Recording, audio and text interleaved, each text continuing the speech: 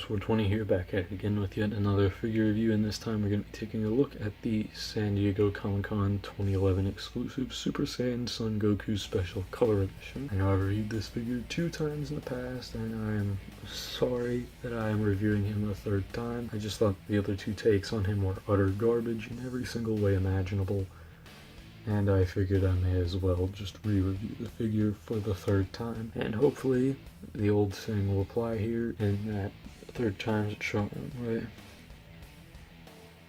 Anyways, let's take a look at the box, which I unfortunately do not have. So likewise with the Jazzwares Sonic figure, I do not have Goku's box at all. Particularly because I wanted to save some money, because this thing would have cost me a hell of a lot more if I got him in the box, but that's a different story for a different day. In terms of the box itself though, I think it looks very nice from what I've seen of it. This is just my observations, but the box itself looks very good on the ones that I have seen boxed. It has some good blue dot matrix art of Goku on a red background, which I think the 2 colors contrast with each other very well and look very, very good. Makes me upset that I don't have his box. The front of the box just displays Goku very well. You can see Goku himself, and the clear window on the box continues from the front all the way up onto the top, where you can then see Super Saiyan Son Goku Special Color Edition, as well as Super Saiyan Son Goku in Japanese. I believe this guy was the very first one where they actually did that. They put the name in both English and Japanese on the top. And if I'm remembering correctly, behind that it says Kamehameha in Comic Sans. I don't remember if it said anything on the top of the box. Then on the side we also have a picture of Goku. And I think the pictures of this figure that Tamashii Nations took are very, very good. And at the top we also have Super Saiyan Son Goku Special Color Edition and the S.H.Figuarts logo. All of Goku's writing is in white text. I think it all contrasts with each other very well, and it is fitting considering that this was the very first US exclusive figure. Back of the box there are some pictures of Goku. This was a picture in the center of the box which I have searched for, but I cannot find it. If anybody knows where I can find the image, please send it to me. I haven't been looking for it for a long time. There's also a description on Goku, which I can't remember off the top of my head. Sorry. On the bottom there's some printed bluefin information, because again, this was a US exclusive figure. And on the other side of the box, the dot matrix art continues from the front. But anyways, that about does it for me rambling on about Goku's box. Let's take a look at some comparisons. In terms of comparisons, here Goku is next to SDCC 2012 exclusive Super Saiyan Gohan and the OG Super Saiyan Vegeta, Super Saiyan Blue Goku and Super Saiyan Blue Gogeta, Dragon Ball Super Broly and Krillin, the event exclusive Goku Black and Super Saiyan God Goku, and lastly here Goku is next to his manga version counterpart. And I have to say, the manga version one definitely looks pretty good, but I think the San Diego 2011 version is just vastly superior in just about every single way. Paint job on the SDCC one is very clean. The manga one is still clean, but I think the SDCC one just brings Goku details out a lot better. And the hair overall, in my opinion, looks very, very good. But we'll save that for our upcoming section, which is the paint and sculpt. Just taking a closer up look at Goku's paint and sculpt. Even though I've reviewed him 3 times already, this aspect of the figure still holds up to this very day. Face, you can see there, looks very good. Definitely see in the eyes, the SDCC one has much bigger pupils, and the original one has very tiny pupils, and the hair is probably one of the best things on this figure as far as the paint goes.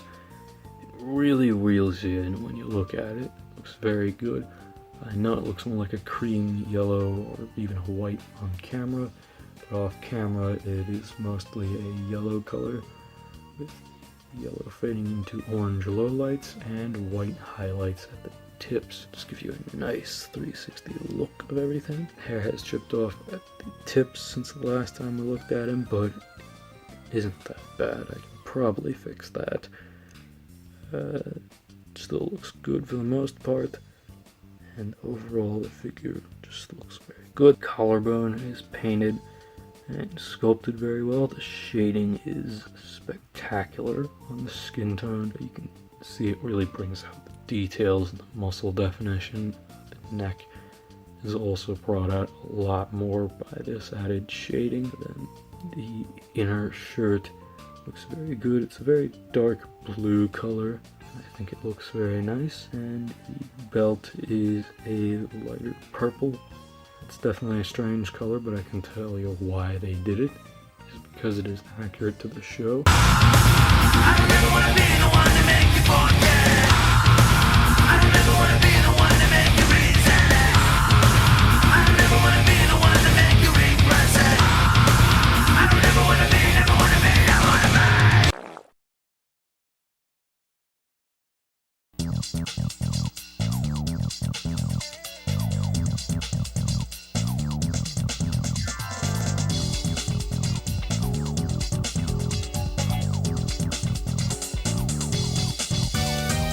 Skin color on his arm is especially brought out by the shading. The shading looks very good on the arm. And then his pants are sculpted well. There's definitely a little shading on them, but it doesn't pick up too well on camera. And the boots are sculpted and painted well. I love how the white soles really contrast with the blues and the reds of the boots. That's something that's always reeled my eye in on this figure, just how well the colors contrast with each other. But there is a little bit of sloppy paint around the pinstripe on his boot, but it still looks pretty damn good.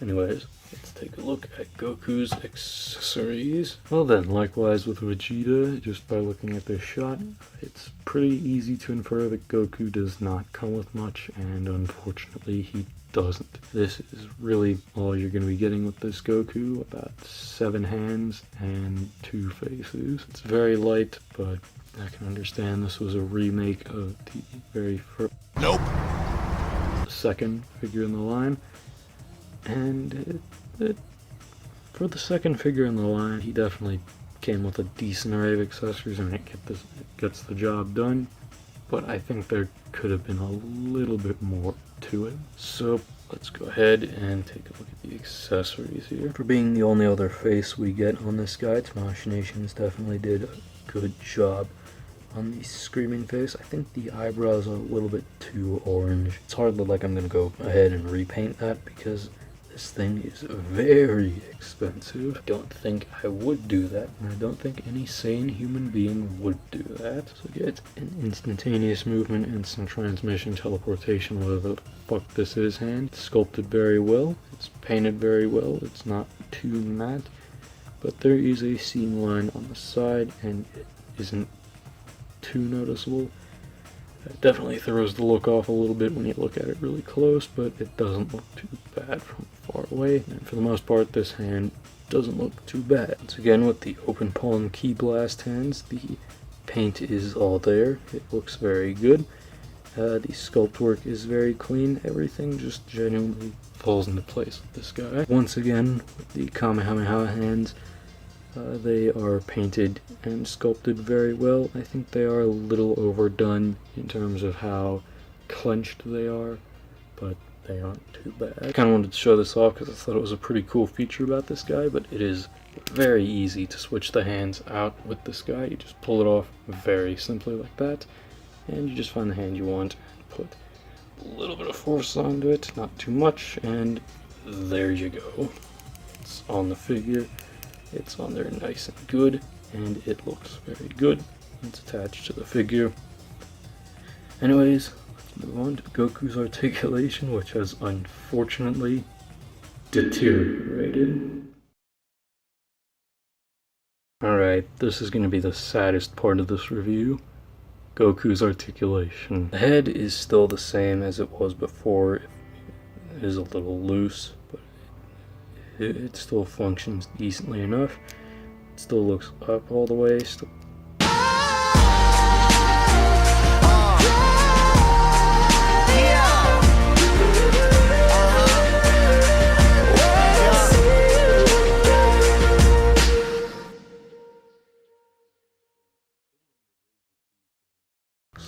down a good way, and there is a little side to side, but let's just pop it off so we can get a better look at everything else. The neck is on a ball peg that connects from the inside of the torso, and it does move around decently enough.